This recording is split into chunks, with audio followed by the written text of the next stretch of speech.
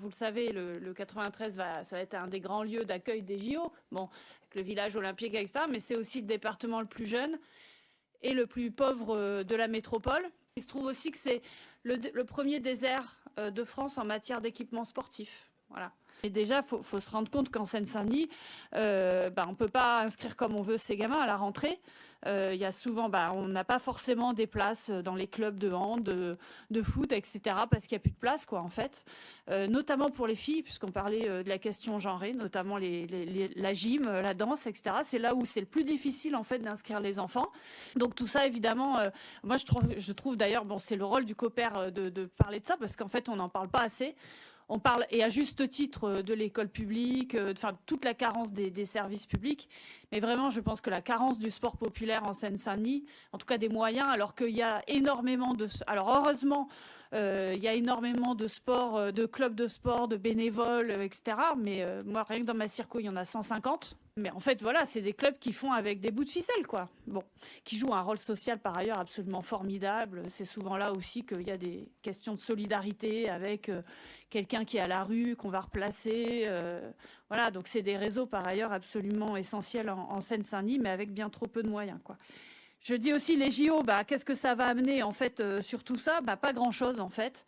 D'abord, oui, soit dit en passant, on parlait du plan 5000 équipements. En fait, 5000 équipements pour la France, il manque 5000 équipements en Seine-Saint-Denis pour arriver à la moyenne nationale. Donc, vous voyez le ridicule de ce plan-là, hein. Et là, les JO, qu'est-ce qu'ils vont amener? Grosso modo, un centre aquatique à Saint-Denis et un site d'escalade au Bourget, point barre.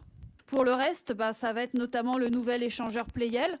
Donc on a déjà le plus fort taux, un des plus forts taux de pollution en Île-de-France, donc à côté d'une école de 700 enfants. Donc s'il y a un héritage, en tout cas l'héritage, il n'est peut-être pas justement celui qu'on voudrait, il a peut-être beaucoup de dettes en fait dans cet héritage. Donc évidemment tous ceux qui vont en profiter, c'est surtout l'écosystème du sport business, hein, les sponsors, les partenaires, les prestataires, etc. Alors qu'est-ce qu'on peut faire quand même pour essayer d'être dans le positif?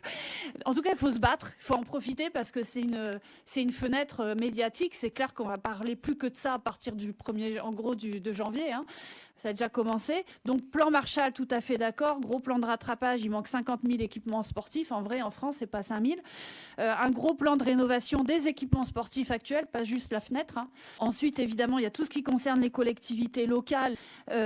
Évolution du droit de l'urbanisme, parce qu'il va falloir inclure le mouvement sportif dans les décisions d'aménagement, évidemment. Nous, on veut aussi un cadre opérationnel entre l'État et les organisations d'aide au public vulnérables pendant la durée du chantier et des Jeux, comme il y a eu par exemple pendant le Covid. Évidemment, un grand plan, je le disais, sur les moyens auprès du sport populaire et pas du sport business.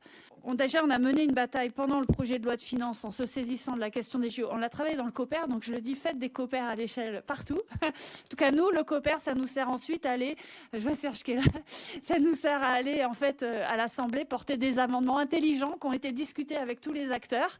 Voilà, on a demandé évidemment des moyens en plus. On a fait monter on a eu plein de débats sur la Seine-Saint-Denis à cette occasion et le sport en Seine-Saint-Denis en hémicycle pendant 2 heures, quoi, ce qui est quand même déjà et donc des médias, etc. là-dessus, quoi. Vous voyez aussi l'enjeu d'avoir ce type de structure sur un département comme la Seine-Saint-Denis. Et je vous enjoins vraiment à faire de même dans tous vos départements parce que pour nous, en tout cas élus, c'est extrêmement précieux.